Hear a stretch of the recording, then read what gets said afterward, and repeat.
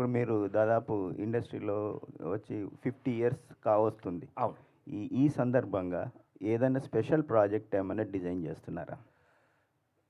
నేను యాక్చువల్గా డిజైన్ చేయటం అనేటప్పటికి ఏమవుద్ది, ప్రొడ్యూసర్ అయిపోవాలి. మీకు తెలుసో తెలీదో, I'm a utter flop producer. ఎంత అట్టర్ ఫ్లాప్ అని అంటే, మా నాన్నగారు చిన్నప్పుడు ఏంట్రా మా అన్నయ్య డ్రగ్ ఇన్స్పెక్టర్ అండి, అంటే ఒక జిల్లాకి ఆఫీసరు. సో ఆయన బాగానే సంపాదిస్తున్నాడు కదా అని చెప్పి నేను ఇంజనీరింగ్ చదివేటప్పుడు నెలకింత ఫిల్మ్ ఇన్స్టిట్యూట్ వెళ్ళేటప్పటికి నెలకు 500. ఏరా ఇంజనీరింగ్ అన్నావు, చదివావు, ఆ సర్టిఫికేట్ తీసి నా మొహన్ బారేసావు, ఆయన ఎమ్మడి పడి పెద్ద ఆయన ఎమ్మడి పడి వెళ్ళిపోయావు, రామారావు ఎమ్మడి పడి వెళ్ళిపోయావు. ఇప్పుడు ఫిల్మ్ ఇన్స్టిట్యూట్ చదువుతున్నావు, నెలకు 500 అని తీసుకున్నావు వాడి దగ్గర. ఫిల్మ్ ఇన్స్టిట్యూట్ అయిపోయింది. ఏదో ఏదో ఆయన చాలా సంతోషంగా ఆయన మాట్లాడారు నాతో, రామారావు ఎంత హ్యాపీ, వీడు చాలా బాగా చేశారు అది ఇదని. మరి ఇంకా నెలకు 500 తీసుకున్నది. మరి సినిమాలు ఎందుకు వస్తాయి అండి? 8 సంవత్సరాలు పట్టింది నేను కమర్షియల్గా సెటిల్ అవ్వడానికి. డబ్బింగ్లు దొరికిన తర్వాత నేను సంపాదించుకున్నాను కొంచెం భోజనానికి. ఇంకా నెలకు 500 తీసుకుంటా ఉంటాయి. ఏం తాగి తందనాలు ఆడుతున్నావా అన్నాడు మా నాన్నగారు. ఆయన ఎలిమెంటరీ స్కూల్ టీచరు, మామూలుగా ఉండదు కదా, బెత్తాలే కదా గోల.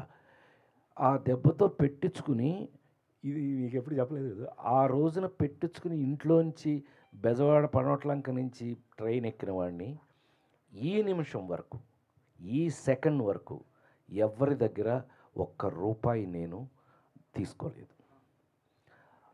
కొన్ని నెలల పాటు భోజనం లేదు, కొన్ని నెలల పాటు అలాగే ఉన్నాను. ఒక రోజుకు ఒక అరటిపండు తిరిగి బతికాను చాలా కాలం. ఏదే మొత్తమే కింద పెట్టి పైన పెట్టి మొత్తం మీద చివరికి డబ్బింగ్ దొరికింది. డబ్బింగ్ డబ్బులతో మద్రాసులో ఇల్లు కట్టే. తెలుసుగా నీకు ఏంటి అప్పట్లో మరి డబ్బింగ్ అంటే ఏంటి అనుకుంటున్నారు? కేఎస్ రామారావు అడగని చెప్తాడు. కేఎస్ రామారావు గారు తమిళ్లో 100 రోజులు ఆడిన సినిమా తెలుగులో డబ్ చేసి 200 రోజులు ఆడింది. సుహాసిని ఫస్ట్ సినిమా పరువమే, పరుగు పాట అదే ఉంటుంది. తెలుగులో మోహన్కి నేను వాయిస్. అలా తమిళ్లో భారతిరాజా గారు తీసిన సినిమా ఒకటి అట్టర్ ఒకరోజు ఆడింది, గుడ్డోడును డ్యాన్సర్ మీద సినిమా. దాన్ని ట్రిమ్ చేసి తెలుగులో ఆ గుడ్డోడికి నేను వాయిస్ చెప్పి తెలుగులో 100 రోజులు ఆడింది. క్యాసెట్ కూడా వేసారు తర్వాత. ఏది డబ్బింగ్ డబ్బులతో ఇల్లు కట్టాను. సో అంటే భగవంతుడు నాకు అన్ని అవకాశాలని అట్లా ఇస్తూ డబ్బింగ్లో పరిచయమైన వాడే వంశీ. సంగీతం శ్రీనివాసరావు అసిస్టెంట్గా పనిచేస్తూ గుడిగంటల మోగే అనే సినిమాకి నేను ఆ హీరో, వాడు తమిళ కుర్రాడు, మేము 5 హీరోలుగా యాక్ట్ చేసిన దాంట్లో వాడు కూడా ఉన్నాడు.